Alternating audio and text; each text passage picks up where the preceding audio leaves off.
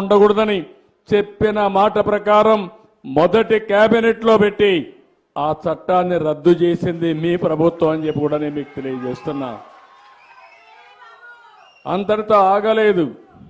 మీ భూమి సర్వే చేస్తున్నాన్ని పేర్లు పెట్టి మొత్తం గెలాక్సీ గ్రనైట్, చాలా కాస్ట్లీ గ్రనైట్, దానికి కొన్ని వేల కోట్ల రూపాయలు ఖర్చు పెట్టి ఆయన ఫోటో వేసుకొని మీ భూములు నాటే పరిస్థితికి వచ్చాడు. నిద్ర లేస్తే ఆయన ఫోటో చూడాలి, పొలానికి పోతే ఆ ఫోటో చూడాలి. ఏం చేయాలో నాకు అది చూసిన తర్వాత అనిపించింది, ఇది కరెక్ట్ కాదు, ఏ వ్యక్తి కూడా మరి చేయకూడదని చేస్తే ఇప్పుడు ఆ రాళ్లపై నుండే ఫోటో తీయడానికి 12 కోట్లు అయింది. ఇలాంటి మనం చూస్తే చాలా బాధేస్తుంది. ఇలాంటివన్నీ జరిగాయి. అది చూసిన తర్వాత ఈరోజు మీరంతా కూడా మొన్నటి వరకు భయంగా బతికారు.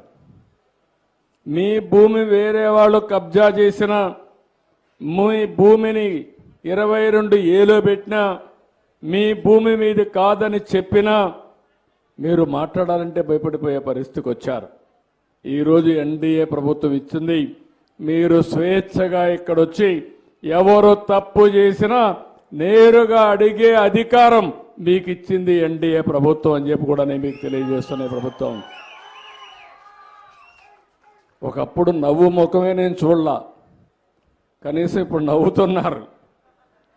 ఒకప్పుడు నవ్వాలంటే కూడా భయం, 24 గంటల సమస్యలతో ఉండేవారు.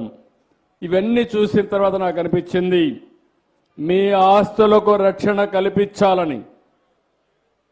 సమస్యలు సృష్టించడం చాలా తేలిక, సమస్య పరిష్కారం చేయాలంటే చాలా సమస్య ఉంటుంది.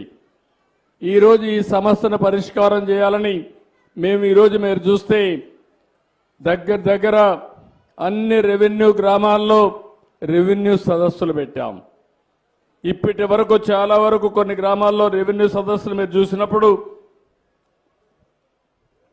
దగ్గర 9,500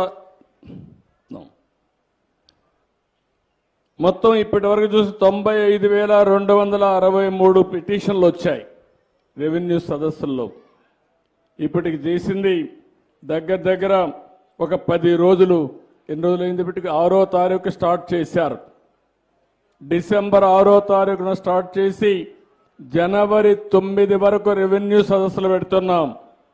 అన్ని రెవెన్యూ గ్రామాల్లో సదస్సులు పెడుతున్నాం. ఇప్పుడే మంత్రి గారు చెప్పినట్టు దగ్గర 3 లక్షల మంది ఇప్పటి వరకు అటెండ్ అయ్యారు. దగ్గర 1 లక్ష సమస్యలు ఇప్పటికే రిపోర్ట్ అయినాయి. నేను ఒకటే మీ అందరికీ చెప్తున్నా, ఎన్నో సంవత్సరాలుగా పెండింగ్లో ఉన్న సమస్యల్ని ఈ రెవెన్యూ సదస్సుల ద్వారా పరిష్కారం చేసి మీ ఆస్తి మీకిచ్చే బాధ్యత మాది, దాంట్లో అనుమానమే లేదు. ఇది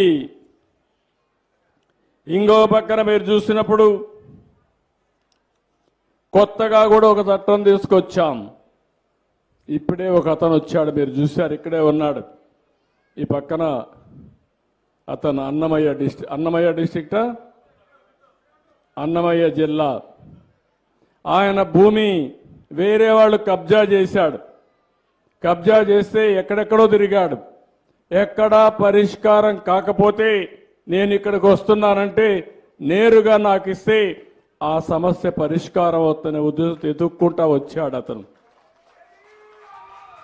ఇలాంటి వాళ్ళు చాలా మంది ఉన్నారు. నేను అందుకని మీరందరూ చూస్తే కొత్తగా ఒక చట్టాన్ని తీసుకొచ్చాం.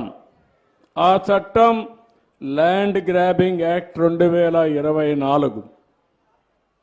ఈ 2024 ల్యాండ్ గ్రాబింగ్ యాక్ట్లో చాలా పటిష్టంగా తీసుకొచ్చాం.